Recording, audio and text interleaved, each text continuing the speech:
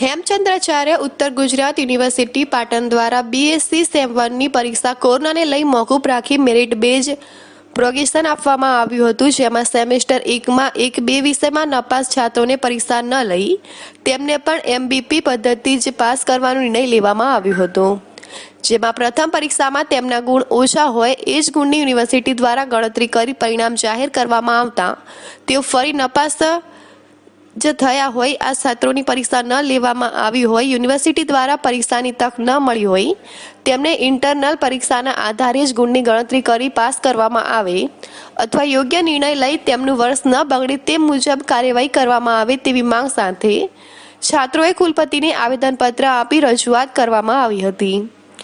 આ બાબતે કુલપતિ ડોક્ટર જે વોરા દ્વારા પરીક્ષા નિયામક મિતુલ દિલિયાને છાત્રાના રૂબરૂમાં જ બોલાવી છાત્રોનું વર્ષ ન બગડે તે માટે યોગ્ય કાર્યવાહી કરવાની હૈયાધારણા આપવામાં આવી હતી।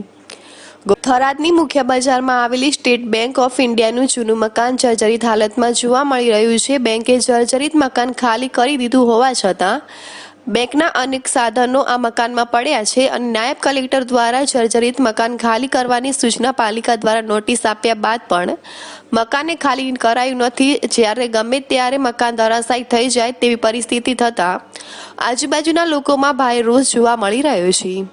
આ થરાદ મેઇન બજારની અંદર આ સ્ટેટ બેંકનું મકાન છેલ્લા 50 વર્ષથી હતું અને અત્યારે હાલમાં એનું શિફ્ટિંગ થઈ અને હાઈવે પર લઈ ગયા છે। અત્યારે હાલમાં એની અંદર સામાન પડ્યો છે અને જર્જરિત થઈ ગયું છે। અત્યારે 50 વર્ષનું મકાન દેખીતી જર્જરિત થાય અત્યારે પોડા પડી રહ્યા છે અને અમને અનેકવાર નુકસાનનો સામનો કરવો પડ્યો છે।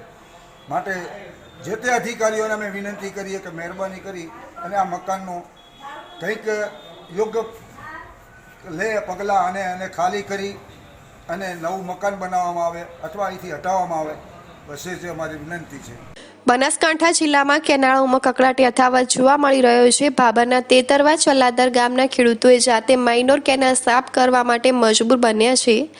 24 નંબરની માઇનોર કેનાલ ખેડૂતોએ જાતે સાફ સફાઈ કરી રહ્યા છે। સિંચાઈ માટે પાણી ન મળતા ખેડૂતોએ જાતે સફાઈ કામ હાથ ધર્યું છે અને શિયાળામાં સિંચાઈ માટે પાણી ન મળતા ખેડૂતોમાં ભારે રોષ જોવા મળી રહ્યો છે। ખેડૂતોએ જાતે સફાઈ કરવાના કેનાલનો વિડીયો સોશિયલ મીડિયામાં વાયરલ થયો છે અને સરકાર અને નર્મદા નિગમના વહીવટીતંત્રનું ધ્યાન દોરવા માટે ખેડૂતોએ વિડીયો વાયરલ કર્યો છે। થરાદ તાલુકાના ઇટાટા રીટા ડિસ્ટ્રીબ્યુટરમાંથી નીકળતી લુરવાડા માઇનોર કેનાલમાં ખેડૂતોને સિંચાઈ માટે પાણી ન મળતા ખેડૂતોમાં ભારે રોષ ભભૂકી ઉઠ્યો હતો।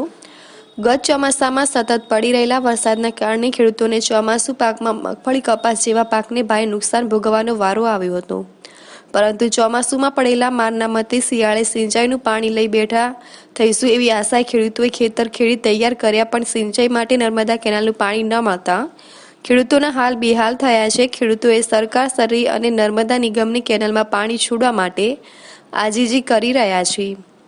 હાલ તો ખેતરોમાં ખેડ ખાતર અને બિયારણ વાયા પણ પાણી ન આવતા ખેડૂતોની તમામ આશા ઉપર પાણી ફરી વળ્યું છે। હાલ તો ખેડૂતોએ સિંચાઈ માટે પાણી ન મળતા ખેડૂતોને વળતા મારી રહ્યા છે। ક્યાંક પાણી માટે જાતે સફાઈ કરે છે તો ક્યાંક ખેડૂતો આજીજી કરી રહ્યા છે। પાણી સાહેબ આવતું નથી અને અમારે જો રહીતરાવાળા હેરાન થાય છે। પાવાની સિઝન આવી ગઈ છે અને રાહ જોઈને બેઠા હતા અને અમે બધાને સાહેબોને કહી જતા પણ પાણી આવતું નથી। મહેરબાની કરીને વિનંતી છે તો પાણી મને છોડે અને સાફ કરી દે, પણ સફાઈ બરાબર કરી દી તો સફાઈ બરાબર કરી પડી અને પાણી છોડે તો અમે બધા ખોરો થા માલ ને માણસો ને બધા। અમારા કેનાલમાં દિવસો આવી જાય પાણી છૂટતું નથી। વરાળે પાક બગડી ગયો તો અત્યારે ખેડૂત વાટ જોઈને રહ્યા છે પાણી માટે। પાક બધું તૈયાર કરીને બેઠા ખેતી, પણ પાણી છૂટતા નથી। આજુબાજુમાં ફટીઓ પાણી છોડી દીધા। હવે ખેડૂતને શું કરવાનું? આનું નહીં કરે તો એમને આગળની કાર્યવાહી કરશે પાણીની છોડે। બનાસકાંઠાની કેનાલોમાં ગાબડા પડવાનો સિલસિલો યથાવત જોવા મળી રહ્યો છે। વાવના વાવડી માઇનોર કેનાલમાં વહેલી સવારે ગાબડું પડ્યું હતું। બનાસકાંઠા જિલ્લાની કેનાલોમાં પાણી આવતાની સાથે જ કેનાલમાં ગાબડા પડવાના શ્રી ગણેશ થયા છે। છેલ્લા 2 દિવસથી ખેડૂતો જાત મહેનતથી સફાઈ કામ કરી રહ્યા છે। સફાઈ બાદ પાણી આવતાની સાથે જ કેનાલમાં ભંગાણ સર્જાયું છે। કેનાલમાં ભંગાણ પડતા ખેડૂતોમાં રોષ ભભૂકી ઉઠ્યો હતો, જેથી સત્વરે કેનાલ રિપેરિંગ કરવામાં આવે તેવી ખેડૂતોની માંગ ઉઠી છે। રિપબ્લિક મીડિયા નેટવર્કના એડિટર ઇન ચીફ અર્બન ગોસ્વામીની મહારાષ્ટ્ર પોલીસ દ્વારા કાયદા વિરુદ્ધ ધરપકડ કરવા બદલ થરાદ પ્રેસ ક્લબ દ્વારા વિરોધ દર્શાવવામાં આવ્યો છે. એમાં લોકશાહીમાં મીડિયા એ લોકશાહીનો ચોથો સ્તંભ છે. પ્રજા અને તંત્ર વચ્ચે સેતુની ભૂમિકા મીડિયા ભજવે છે. લોકશાહી દેશના અભિવ્યક્તિની આઝાદી મળેલી છે, ત્યારે સત્તાધીશોએ લોકશાહીના સન્માનના ભાગરૂપે મીડિયાનું સન્માન કરવું અને તેમનું રક્ષણ કરવાની નૈતિક જવાબદારી બની છે. ત્યારે મહારાષ્ટ્રમાં સરકાર વિરુદ્ધ અવાજ કરનાર કે સવાલ પૂછનારને કાયદો અને સત્તાનો દુરુપયોગ કરી હેરાન કરવામાં આવી રહ્યા છે, જે લોકશાહી દેશમાં લોકશાહીનું અપમાન છે. અને રિપબ્લિક મીડિયા નેટવર્કના એડિટર ઇન ચીફ અર્બન ગોસ્વામીએ મહારાષ્ટ્રની સરકારને અને મહારાષ્ટ્ર પોલીસને સવાલ કર્યા હોવાથી મહારાષ્ટ્રના ઉદ્ધવ સરકાર લોકશાહી ભૂલીને અર્બન ગોસ્વામીને દબાવવા માટે 2018ના જૂના કેસ જે બંધ થઈ ગયેલા હતા તે કેસને ફરીથી ખોલીને કોઈપણ પ્રકારની નોટિસ કે સ્મન્સ આપ્યા વગર અર્બન ગોસ્વામીને તારીખ 4/11/2020ના રોજ સવારે મહારાષ્ટ્ર પોલીસ કાફલા સાથે અર્નબના ઘરે પહોંચીને કાર્યવાહી કરવામાં આવી હતી. રિપબ્લિક મીડિયા નેટવર્કના editor in chief urban Goswami સાથે કરવામાં આવી.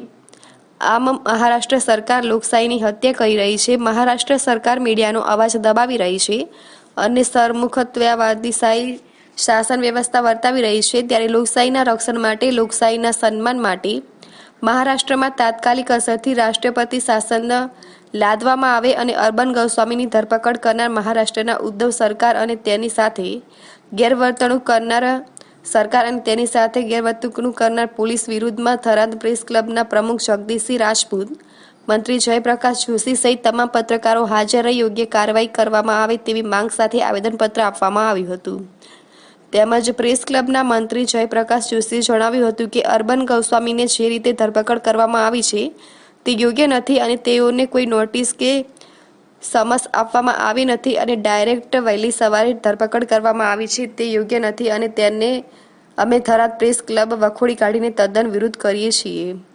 રિપબ્લિક ચેનલના ચીફ એડિટર અર્નબ ગોસ્વામીની મહારાષ્ટ્ર સરકાર દ્વારા જે ધરપકડ કરવામાં આવી છે, 2018નો જૂનો કેસ રીઓપન કરી અને પૂર્વ ગ્રહ પ્રમાણે પત્રકારની જે અમાનવીય રીતે ધરપકડ કરવામાં આવી છે તેની વિરુદ્ધમાં થરાદ તમામ પ્રેસ ક્લબના સભ્યો આજે કલેક્ટરશ્રીને આવેદનપત્ર આપી રજૂઆત કરવામાં આવે છે કે એક આતંકવાદી સાથે જે રીતે વર્તવામાં આવે એ રીતે આ પત્રકાર સાથે વર્તમાન કરવામાં આવ્યું છે અને આતંકવાદી સાથે જે પ્રમાણે વર્તન કરવામાં આવે એનાથી પણ ખરાબ વર્તન આ પત્રકાર સાથે કરવામાં આવેલું છે.